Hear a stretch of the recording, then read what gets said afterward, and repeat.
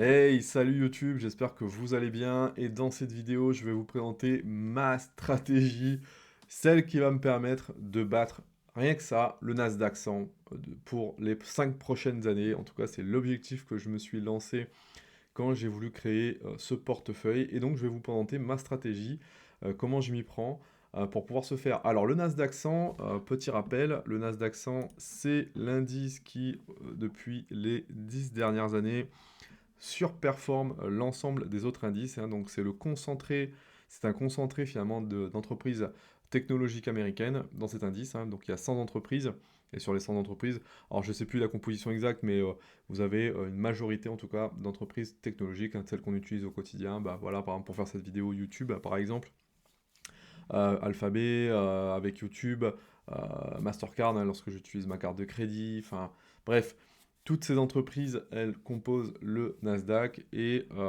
si vous regardez un petit peu les performances bah, depuis 5 ans, vous voyez, on aurait fait, si j'avais investi 1 euro il y a 5 ans, eh ben, j'aurais fait plus 103% sur cet indice, donc j'aurais plus que doublé mon capital. Puis si vous regardez, depuis que le Nasdaq est Nasdaq, on a fait plus 5572% sur cet indice. Donc c'était, si on prend la cotation, depuis 1995. Donc c'est énorme. C'est énorme. Et moi, ben, mon objectif sur les 5 prochaines années, c'est de faire mieux, en tout cas, que cet indice. Et on verra si je vais y arriver. Donc là-dedans, pour rappel, hein, de toute façon, le Nasdaq, moi actuellement, hein, dans mon allocation de patrimoine, notamment sur la partie boursière, ça représente aujourd'hui 53% de mon allocation. Donc autant dire que je suis majoritairement investi sur les valeurs technologiques et aux États-Unis qui représentent 82% aujourd'hui de mon investissement en bourse. Très peu de dividendes, hein, et de toute façon, ça fera partie de ma stratégie que je vais vous présenter, hein. Je n'investis pas pour le dividende, moi j'investis pour apprécier mon capital. Allez, ceci étant dit, on va regarder comment, du coup, je m'y suis pris finalement pour tenter, en tout cas, de battre cet indice qui est, ma foi, magnifique. Et bien, l'objectif pour moi, voilà, comme je dis, c'est de battre cet indice sur 5 ans, donc sur les 5 prochaines années. Comment je m'y prends, en tout cas, pour pouvoir euh, le battre? Donc, c'est d'investir dans un maximum de 10 entreprises au sein de ce portefeuille. Donc, ce portefeuille ne sera composé finalement que d'un maximum de 10 entreprises. Pourquoi? Parce que bah, plus vous investissez dans les entreprises, forcément plus vous êtes diversifié, mais en même temps, pour avoir un vrai suivi, c'est compliqué.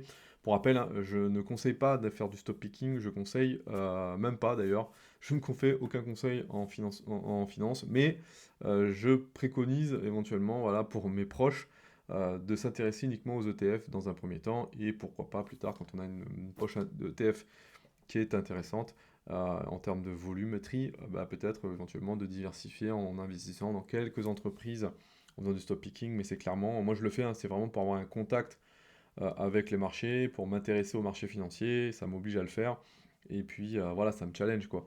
Mais sinon, clairement, hein, si j'aime pas ça, si je n'étais pas plus fan que ça, je vous dirais, bah, investissez dans des ETF et laissez rouler pour les 10, 20, 30 prochaines années en fonction de vos objectifs, et ça ira très bien.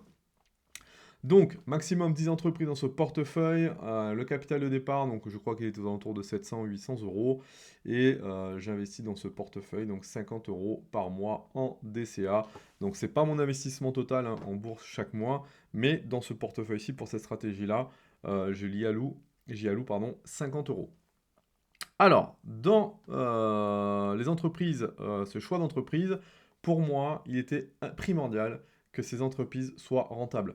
Je ne veux pas investir dans des startups, je ne veux pas investir dans des entreprises qui ne gagnent pas d'argent, je veux uniquement des entreprises qui soient très rentables. D'accord? Ça veut dire quoi? Très rentable, ça veut dire que je n'investirai que des entreprises, sauf exception, qui disposent d'une marge nette supérieur ou égal à 30% sur les 5 dernières années. Ça veut dire que si vous regardez l'historique des comptes de résultats de ces entreprises, elles doivent afficher dans leur bilan comptable une marge nette, donc supérieure ou égale à 30% sur les 5 dernières années. Et je dis bien, sauf éventuellement exception, parce que j'en ai fait une pour Alphabet, qui effectivement n'affichait pas 30% de marge nette sur les 5 dernières années. Mais l'objectif, c'était vraiment ça, c'était de viser des entreprises qui soient hyper qualitatives, et notamment qui étaient vraiment en termes de profitabilité, qui avaient vraiment un critère très très fort là-dessus. Je voulais également des entreprises qui disposaient d'un excellent REE et ROI. J'en parlerai après, je vous ai pris un petit exemple, hein, j'ai tapé sur ChatGPT, explique-moi simplement ce que signifie ROE et ROI. Donc ROE, donc Return of Equity et Return of Investment. Donc voilà, ça signifie grosso modo comment les entreprises gèrent le capital et comment les entreprises gèrent les investissements qui sont réalisés, comment elles sont capables de générer de la profitabilité par rapport à ça. Je voulais des entreprises qui ne disposent d'aucun endettement, ou alors vraiment mais très très peu, que ce soit vraiment très marginal, et finalement ils ont tellement une poche de cash qui est importante que finalement, bah, si elles devaient rembourser leur endettement, ça se ferait comme je claque des doigts, quoi. Voilà, c'était vraiment ça pour moi le but, c'est que ces entreprises qui ne disposent quasiment beaucoup de liquidités et très peu d'endettement. Parce que pour moi, dans un monde où finalement le poids de la dette augmente, hein, on le voit en France par exemple, aux États-Unis, je pense que prochainement, un des enjeux majeurs, ce sera peut-être d'éviter une crise sur la dette. Voilà, parce qu'il y a beaucoup, beaucoup, beaucoup de trop de pays ou d'entreprises qui sont endettées aujourd'hui. Et moi, je voulais vraiment des entreprises qui soient capables d'être résilientes dans un contexte où effectivement on a une crise de la dette parce qu'elles ont du cash et elles ont du cash pour investir, elles ont du cash pour acheter des entreprises, pour améliorer, capable d'investir au sein de l'entreprise, capable également de faire des rachats d'actions. Ça aussi pour moi c'est un critère important. Je ne l'ai pas mis là, mais je veux des entreprises qui soient capables de racheter leurs actions. Et d'ailleurs, les entreprises dans lesquelles j'investis, elles le font. Il y a des politiques de rachat d'actions. Et ça, forcément, entraîne en termes de rareté. On crée finalement un phénomène de rareté sur les actions disponibles sur les marchés. Et donc ça crée finalement une hausse de la demande avec finalement une offre qui diminue. Et ça a tendance à avoir un effet mécanique favorable, en tout cas à la hausse des prix et la valorisation de l'action. Donc ça, c'était pas pour moi important, c'est-à-dire une entreprise qui était capable de racheter parce qu'elle n'a pas d'endettement. Au contraire, elle a du cash pour investir, elle a du cash également pour investir dans sa propre structure. Pas de dividendes parce que c'était pas l'objectif de toucher des dividendes, notamment dans un CTO, vous le savez, quand vous touchez des dividendes dans un compte titre ordinaire, forcément en France vous vous faites taxer. Donc l'objectif c'était vraiment de diminuer ma fiscalité par rapport à ça. Donc des entreprises qui soient capables plutôt de créer de la croissance avec leur propre investissement, donc, mais pas de redistribuer massivement des dividendes aux actionnaires. Un mode exceptionnel, donc quand je dis mode, ça veut dire qu'en fait ces entreprises elles sont incontournables, c'est-à-dire qu'en fait elles ont un leadership, elles sont incontournables. Vous prenez par exemple le cas de Alphabet, donc avec le moteur de recherche Google, aujourd'hui son moteur IA, donc Gemini. Vous allez sur YouTube, donc plateforme qui est incontournable pour du streaming, pour regarder des vidéos en ligne. YouTube, ça devient, je crois, l'une des plateformes les plus utilisées, hein, peut-être même avant Netflix, peut-être en termes de nombre d'utilisateurs. Et c'est incontournable. Vous prenez Microsoft, c'est des entreprises qui sont incontournables. Pareil pour Apple. Aujourd'hui, elles ont un mode qui est exceptionnel. Voilà, je voulais investir uniquement dans ce type d'entreprise qui aujourd'hui sont incontournables sur leur marché. On ne peut pas faire autrement que d'utiliser leurs produits. Et leur stratégie fait en sorte qu'elles deviennent encore plus en plus incontournables sur leur marché. Et c'est ce que je voulais en tout cas pour ma part au sein de ce portefeuille. Et enfin, une croissance prévisionnelle supérieure à 10% par an sur les prochaines années. Alors encore une fois, ça ne reste que des prévisions. Personne n'a de boule de cristal, hein, donc j'aurai forcément les prévisions des analystes pour qu'on ait un consensus finalement sur la prévisibilité pardon, de la croissance, encore une fois. Mais je voulais avoir voilà, une entreprise qui avait en tout cas des perspectives de croissance qui étaient incroyables, donc supérieures à 10%. Voilà donc la stratégie donc, que j'ai adoptée pour ce portefeuille. Donc je me suis aidé finalement tout simplement de l'intelligence artificielle, hein, tout simplement pour m'aider à faire un peu déjà une sélection d'actions. Voilà, donc vous tapez un prompt hein, en fonction de ce que vous voulez, c'est ce que moi j'ai fait, donc avec mes critères, hop. Et donc il m'a dégagé comme ça quelques entreprises, donc ça c'était au mois de juin si je ne me trompe pas. Vous voyez, donc le 3 juin, c'est les cotations du 3 juin. Donc effectivement, c'était donc au mois de juin que j'avais fait ça. Donc voilà, hop, il a rappelé directement les critères que je voulais en termes de sélectivité d'entreprise. Et donc voilà, il m'a fait une première sélection comme ça. Et puis ça m'a permis déjà d'avoir une idée de ce dans quoi je voulais investir. Forcément, vous retrouvez des noms qui sont incontournables aujourd'hui, hein, Nvidia, Alphabet, Google, Microsoft, etc. Et donc voilà, j'ai fait un choix comme ça d'entreprise, donc il nous a présenté les critères, que je suis ensuite allé vérifier, bien évidemment, il ne faut pas se baser, il ne faut pas se fier à 100% sur ce que nous dit l'IA, parce que l'IA peut bien évidemment se tromper. Et donc après, bah, l'idée, voilà, par rapport à soi, donc je lui avais demandé d'étendre un peu les choix, d'expliquer pourquoi ces entreprises ne respectaient pas peut-être un des critères dans lesquels je m'étais fixé. Et donc voilà, ça permettait d'avoir comme ça des idées. Et puis bah, après, c'est simplement, vous allez sur des sites comme Zone Bourse, vous allez sur des sites comme, je sais pas moi, Alpha Spread ou par exemple Guru Focus, et puis vous allez regarder un petit peu bah, les critères. Voilà, ça vous permettra d'avoir la data, la vraie data dans lequel il est fort probable que l'intelligence artificielle est allée les chercher, mais des fois il se trompe. Donc voilà, c'est quand même intéressant d'aller vérifier. Par exemple, là, je prends le cas de Mastercard. Donc Mastercard aujourd'hui, c'est une action qui vaut 550 $ et 53 cents. Et là, vous allez par exemple sur les données financières. Hop, voilà. Donc une entreprise, si vous regardez par exemple par rapport à l'évolution de son PER historique, donc le Price Earning Ratio, c'est une entreprise sur les 5 dernières années qui était achetée environ à 41 fois ses bénéfices. Donc une entreprise qui s'achète très très cher, hein, Mastercard. Euh, Aujourd'hui, par exemple, Mastercard, hop, on a un PER prévisionnel qui est de 34 par exemple aujourd'hui. Donc aujourd'hui, on l'achèterait peut-être un peu moins cher finalement que si on regarde la moyenne historique de son PER qui risque peut-être de baisser, hein, au fil de l'eau. Mais aujourd'hui, c'est une entreprise qui se paye très très cher. Si vous regardez par exemple ici, on va regarder comme ça va être intéressant. Regardez l'évolution du chiffre d'affaires. Ouais. Hop, je prends le cas Mastercard depuis 2020, chiffre d'affaires croissant. Donc ça déjà, premier bon point, c'est une entreprise qui augmente son chiffre d'affaires année après année. Donc c'est très très bon. Ensuite, je l'ai dit, ce qui était pour moi important, c'est qu'une entreprise parce que c'est pas parce qu'elle fait du chiffre d'affaires que l'entreprise est profitable. Il faut que cette entreprise, une fois qu'elle a payé l'ensemble de ses charges, elle arrive à dégager une marge. C'est cette marge-là qui va lui permettre, un, bah, de faire des bénéfices, et puis bah, deux, d'avoir du capital, tout simplement pour réinvestir, etc., etc. Peut-être éventuellement distribuer un jour des dividendes, parce que Mastercard distribue des dividendes, mais racheter des actions, etc., réinvestir dans ses propres structures. Enfin voilà, il faut que l'entreprise, elle dégage des marges une fois qu'elle a payé toutes ses charges. Et si vous regardez par exemple la marge nette de cette entreprise, hop, bah, vous voyez par exemple, on a 44,1, c'était en 61 en 2023, plus de 45% en 2024, 44 2025, etc., etc. Donc c'est une entreprise qui a des marges nettes qui sont incroyables. Voilà, supérieures bien évidemment à mes critères qui étaient de supérieur ou égal à 30%. Donc ça c'est du très bon point. Vous regardez le RE, pareil, ROI, donc c'est excellent. Vous regardez, pareil, la dette, hop, vous regardez la dette, quasiment pas de dette.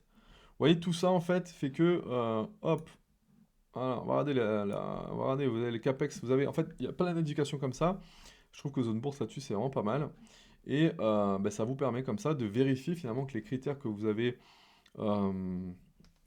demandés, en tout cas à ChatGPT par exemple, ou un autre, un Grok ou peu importe, soient respectés. Vous voyez, par exemple, cette entreprise, elle rachète, regardez le nombre de titres, donc d'actions qui sont en circulation. Donc vous voyez, par exemple, c'est une entreprise qui rachète ses actions. Le nombre d'actions diminue dans le temps. Donc ça veut dire que ça, bah, ça continue, en tout cas, ça favorise en tout cas une hausse mécanique du prix de l'action. Et donc bah, forcément, ça valorise votre portefeuille. Ouais, et vous le faites comme ça avec plusieurs entreprises. Et puis ça vous permet comme ça de vérifier, voilà, et vous faites vous-même votre propre sélection d'entreprise en fonction des critères que vous vous donnez. Moi, par exemple, j'aime bien les entreprises technologiques, ben voilà, j'ai investi forcément majoritairement dans des entreprises dites technologiques. Donc c'est important. Par exemple, si vous prenez le cas par exemple d'Alphabet, vous allez sur Guru Focus, même chose, des critères comme ça, vous allez pouvoir en trouver. Regardez, vous avez le RE qui a 35, vous avez le ROIC qui a 29, donc c'est vraiment excellent, quoi. Vous avez par exemple la net margin, bon là pareil, hein, si vous n'êtes pas trop familiarisé avec l'onglet, hop, hop, vous avez la marge nette, regardez, 32%. Donc voilà, vous avez plein de critères comme ça qui est ouvert. Donc aujourd'hui, je pense que ça y est, Google, c'est à nouveau réévalué, en tout cas, les marchés étaient un peu inquiets de voir éventuellement l'impact de l'intelligence artificielle, notamment sur l'utilisation du moteur de recherche Google, etc., etc. Donc ça crée un peu un espèce de pessimisme autour de l'entreprise. Mais concrètement, aujourd'hui, on se rend compte que bah, évidemment, ils font des cartons pleins, que ce soit en revenus publicitaires, que ce soit dans le cloud, que ce soit sur l'utilisation de ces plateformes. euh, Alphabet, c'est incontournable. Et donc, du coup, les marchés se sont réveillés, ils se sont dit, bon là, ben non, finalement, au contraire, Alphabet continue à faire des profits, elle en fait d'ailleurs de plus en plus, elle gagne de plus en plus d'argent, elle est de plus en plus profitable, et puis en plus, elle réinvestit massivement, notamment également dans l'IA. Et son moteur, aujourd'hui, son IA, donc Gemini, est aussi performant, voire plus performant peut-être que ChatGPT. Donc, vous voyez, finalement, voilà, les marchés sont réveillés, ils l'ont acheté massivement cette entreprise. Donc aujourd'hui, peut-être que c'est peut-être plus le moment de rentrer massivement sur Alphabet, mais en tout cas, il y avait à un moment donné, il y avait des très très bons points euh, pour acheter cette entreprise-là. Il y avait des très très bons niveaux d'achat sur cette entreprise. Bah voilà, il faut attendre des phases de repli pour pouvoir éventuellement rentrer massivement sur cette entreprise. En tout cas, ça c'est mon avis. Voilà, vous pouvez vérifier directement les données. Et puis ben voilà, ça vous permettra de vous faire vous-même votre propre choix. Alors oui, comme j'ai dit, l'idée c'est de comprendre rapidement ce que signifiait ROE et ROI. Donc ROE, ROI c'est quoi? Donc le ROE, donc Return on Equity, donc la rentabilité des fonds propres. En clair, le ROE, ça nous dit combien l'entreprise gagne de profit grâce à l'argent apporté par ses actionnaires. Donc c'est une mesure d'efficacité du patron et de la puissance du business. Alors j'ouvre un business, je mets 20 000 euros et on va évaluer par rapport aux bénéfices que je vais générer combien finalement j'ai fait travailler mes 20 000 euros d'investissement de départ. Ok. Le return on investment, donc c'est la rentabilité d'investissement en particulier, donc ça nous dit combien je gagne ou je perds par rapport à ce que j'ai investi, peu importe la forme, que ce soit de l'argent, du matériel, des travaux de marketing. Si par exemple j'emprunte de l'argent pour faire un investissement, combien tout ça va permettre de pouvoir de générer derrière des profits au niveau de mon entreprise. Et donc là, j'ai demandé à Chat de me faire un exemple, par exemple, avec une pizzeria. Vous voyez? Donc ça nous permet comme ça, des fois, avec un exemple simple, de comprendre exactement de quoi on parle. Donc le ROE, donc ce que mon business rapporte par rapport à l'argent que du propriétaire. Donc concrètement, moi j'ai mis 20 000 euros dans ma pizzeria. Si j'ai mis 20 000 euros dans ma pizzeria, combien je gagne par an dessus? Ok. Et le ROI, c'est quoi? C'est un investissement précis. C'est par exemple, si je devais dépenser 5 000 euros pour acheter un four durant l'année de mon exploitation de ma pizzeria, combien ça va me rapporter en plus? Donc l'exemple de la pizzeria. Alors le ROE, donc j'ouvre ma pizzeria, je mets 20 000 balles de ma poche pour ouvrir donc voilà le capital social de la boîte, la location du local, ok, donc je mets 20 000 euros. À la fin de l'année, j'arrive à générer 4 000 euros de bénéfices nets. Donc mon ROE sera donc de 4 000 divisé par 20 000, sera de 20%. Si on parle de la rentabilité d'entreprise dans son ensemble par rapport à l'argent du propriétaire de départ, donc moi, les ronds que j'ai mis dedans. Donc voilà, qu'est-ce que mon business tourne bien globalement? ROE. Ok. ROI, c'est investissement éventuellement de quelque chose de manière précise dans ce que je vais faire plus tard. Donc plus tard, je vais attirer davantage de clients, donc je décide d'investir 5 000 euros dans une nouvelle terrasse par exemple. Grâce à cette terrasse, je vais gagner 1 000 euros de profit net supplémentaire par an. D'accord? Donc mon ROI sera de 1000 divisé par 5000 égale 20%. Donc ici, on va vraiment parler de l'efficacité par exemple d'une dépense précise et pas du business entier. Donc le ROI, donc, dans ce cadre-là, est-ce que ça valait le coup? Bah oui, ça valait le coup. Vous voyez? Et donc comme ça, vous pouvez lui poser des questions, vous pouvez avoir un échange avec lui pour essayer de comprendre certaines notions. Et ça permet des fois de, voilà, de simplifier un petit peu certaines données qui peuvent effectivement des fois paraître un peu abstraites, notamment dans le langage financier. Tout ça pour vous dire que voilà, donc j'ai investi donc, dans ce portefeuille, je suis allé sur le courtier qui s'appelle Trading 212. Donc Trading 212, ça permet tout simplement de faire des achats d'actions, d'ETF, etc., etc., comme n'importe quel courtier, comme par exemple Trade Republic et autres. L'avantage également d'un courtier comme celui-ci, c'est que vous pouvez fractionner finalement vos achats, c'est-à-dire que bah, forcément, hein, quand vous avez une action qui vaut 500 $ et que vous mettez 50 euros par mois, bah, pour pouvoir avoir une action complète, il va falloir que vous investissez finalement sur 10 mois pour avoir une seule action, ce qui n'était pas envisageable finalement pour voir un petit peu ce suivi d'entreprise. Et donc du coup, bah, j'ai décidé de choisir par un courtier qui permettait de fractionner les actions, qui permettait de se créer un portefeuille comme ça diversifié avec des fractions d'actions. Donc actuellement, donc j'ai investi dans ce portefeuille. Alors au départ, j'avais investi sous forme de, j'avais créé un portefeuille hein, comme celui-ci. Donc si on regarde un petit peu ce diagramme, hop, alors j'avais investi donc dans Meta, j'avais investi dans Google, j'avais investi dans ASML, j'avais investi dans Mastercard et Nvidia et Applied Materials, donc les entreprises dans lesquelles que j'avais choisi hein, pour composer ce portefeuille-là. Voilà, vous les avez ici. Et puis maintenant, bah, en fait, pour m'apporter un peu plus de flexibilité, j'ai décidé donc d'arrêter d'investir dans ce camembert unique où je m'étais créé voilà, un équilibrage parfait au départ de 5, de 20% dans chaque entreprise. Et donc j'ai décidé plutôt d'investir directement sous forme de ligne. Ça me permet quoi? Ça me permet d'avoir plus de souplesse. C'est-à-dire qu'aujourd'hui, par exemple, là, ça y est, j'ai fait mon DCA pour ce mois-ci, pour le mois de décembre. Et donc j'ai investi 50 euros, mais j'ai investi uniquement 50 euros dans Meta et pas uniquement dans les 5 entreprises qui étaient choisies au départ. Et donc à cela, j'ai décidé d'ajouter comme entreprise donc Meta et qui me semblait quand même très, voilà, avec une baisse récente hein, de Meta, une entreprise qui gagne pareil, qui est très très profitable. Donc voilà, j'ai voulu ajouter Meta donc à ce portefeuille-là et j'ai décidé également d'ajouter Microsoft. Voilà. Donc aujourd'hui, hop, donc vous avez majoritairement, en termes de valorisation actuelle, hein, vous avez majoritairement du Google à l'intérieur, du ASML, appli de matériel, etc., etc. Et puis au fur et à mesure, je vais renforcer donc mes positions pour faire en sorte que on ait davantage, par exemple, de méta pour essayer d'équilibrer un petit peu la chose. Et puis en fonction des baisses des valeurs de chacune, voilà, ça me permettra d'avoir un suivi et de ce que je pense, effectivement, de mes convictions au moment où je décidais de le faire, peut-être d'augmenter ma position, d'acheter uniquement une seule entreprise qui compose le portefeuille pour le mois en cours, pour me permettre, voilà, comme ça, de valoriser, d'avoir peut-être une intervention, en tout cas, un peu plus active au sein de ce portefeuille. Voilà, en tout cas, ma stratégie, je voulais vous la présenter, et puis je ferai également une vidéo directement pour présenter mon prochain DCA du mois de décembre. Comme ça permettra de savoir si, effectivement, j'ai réussi à battre le Nasdaq maintenant depuis 2-3 mois, et puis je fais des vidéos comme ça tous les mois. Voilà pour cette vidéo, je vous souhaite une belle journée, je vous dis à bientôt.